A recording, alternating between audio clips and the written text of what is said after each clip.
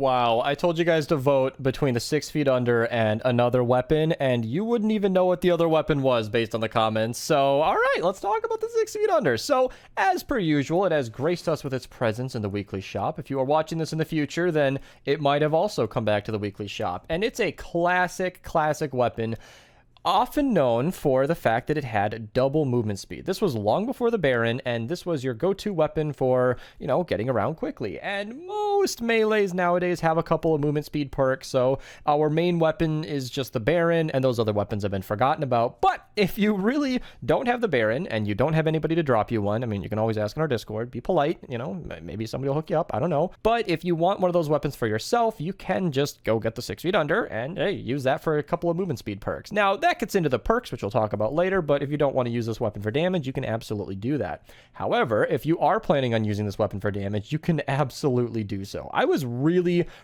impressed with this weapon, and I'm not gonna lie, I really enjoy hitting things with a shovel, and after using this weapon, I found that out about myself because it's really satisfying. I thought the swing speed on this weapon would matter because it's about a 0.58 with a couple of attack speed perks that I was using here, and that is, not the usual 0.4 that swords have spoiled me with, but I'm not gonna lie to you, it did not seem to matter because it was eliminating in a almost satisfying way. Like every time I hit the normal enemies, they were always surviving with a sliver of HP. Now I am 134 now, which I'm very happy about, but I think some help from a teammate or literally anybody else in my game would have made that just a little bit more strong and powerful enough to one-shot all the normal enemies, which would have been super satisfying. So I think, I'm not even kidding, I think this might be one of my new go-to melees if I'm just trying to screw around, because it was strong enough to be legitimately helpful, and it had no trouble against smashers, groups of enemies, or anything like that. So if you're actually trying to use a 6 feet under, I can highly recommend it. Now, I do have a special 6 perk on this. It did come with the 5 hits ups my movement speed, which is really cool, which actually has a real world difference. I didn't think I'd care so much, but what happened was whenever I was attacking enemies and I would get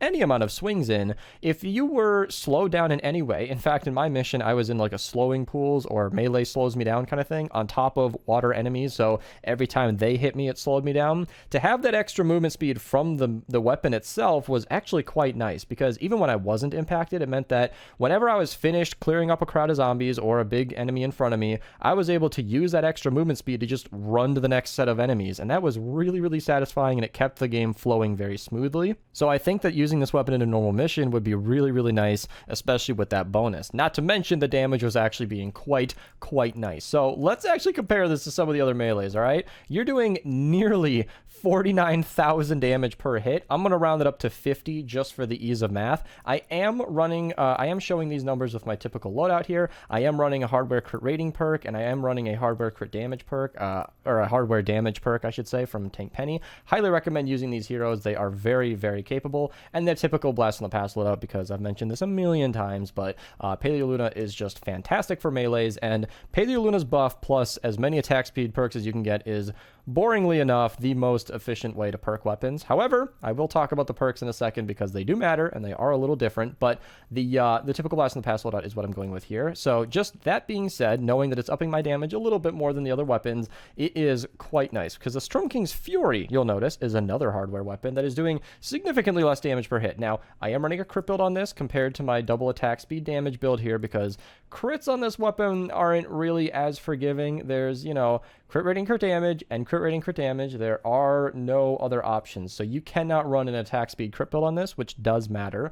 But, with a 0.58 swing speed, that means it is doing quite well. 0.58 is the same as the Storm King's Fury. So as long as you are close to the Storm King's Fury, that is kind of a good threshold because, as you might know, Storm King weapons are generally designed to be like the best of their kind, meaning the Storm King's Fury is meant to be kind of the best hardware that the devs are permitting themselves to add. The Storm King's Ravager is meant to be like the best sword that the devs feel comfortable adding to this game, and the 6 feet under is, I'm not going to say it's the best weapon of the game, I don't want to overhype it, but it was performing really well. So you can tell that, comparing it to some swords, the DPS is actually kind of on par. Now, with the Spectral Blade, it has a much faster swing speed, so it will be a higher DPS, but you'll note that it's actually quite capable, as the gameplay has no doubt shown. So if you're gonna perk this thing, let's talk about it. Starting with the 6 perks, I don't really think the movement speed is something you need to change. If yours came with armor, that's good too, because making yourself stronger in the middle of the fight is really, really nice. But stacking 6% movement 5 times means you're gonna get a 30% bonus, which isn't quite the Baron, which has a 42%. But it is nice. It's nice to have. Like I said, I definitely felt it in game. Moving between enemies was smoother than ever.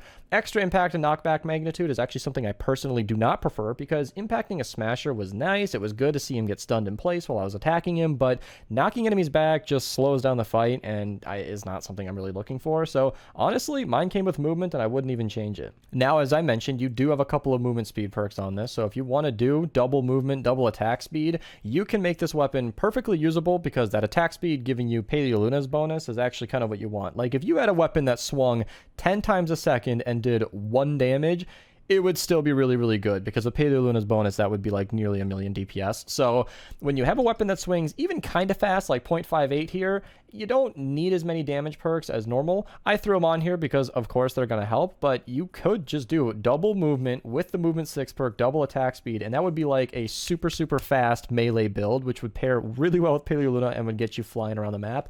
That could be like a really weird melee encampment build, but that's kind of getting off the beaten path.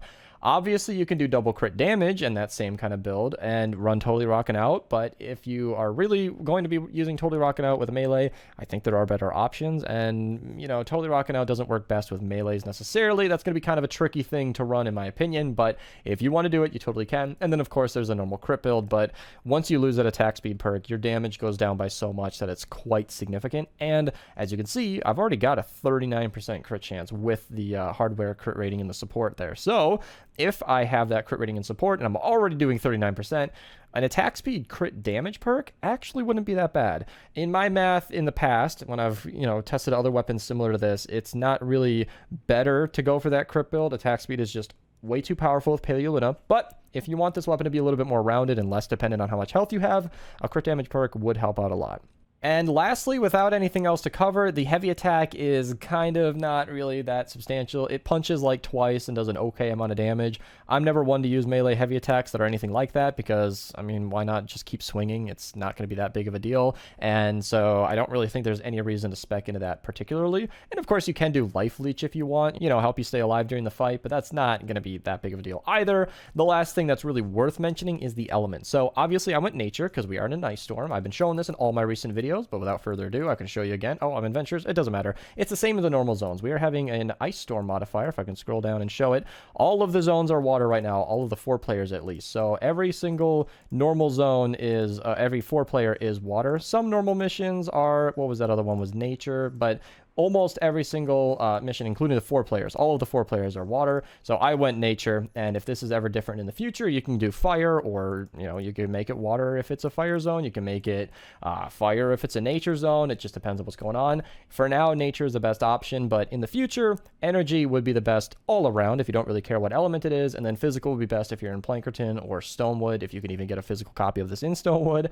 and I guess maybe early canny, but I still would recommend an element for that. That just about wraps up the 6 feet under, though. It really impressed me. I did not expect this weapon to do as well. I'm actually really excited because I feel like I just added another weapon to my arsenal. This will be another option when I'm screwing around on stream and I want to use something that's different from the usual, Ravager, Spectral Blade meta. And I'm really excited that it's, of all weapons, the 6 feet under, which is something that I've barely ever given any attention to. If you guys want to support the channel, feel free to use code Mista to check out. It also helps me a ton when you subscribe, so if you haven't done so, I'd really appreciate it. You can become a channel member here if you want to support me even further. Get these emotes down there in the comments below. You can also follow me on Twitch. The streams are awesome. I usually record these videos on stream if I'm live, so maybe you might catch one of these live. This video wasn't, but it's kind of a bad example, but I might do it again in the future. Thank you guys so much for watching, and have a nice day.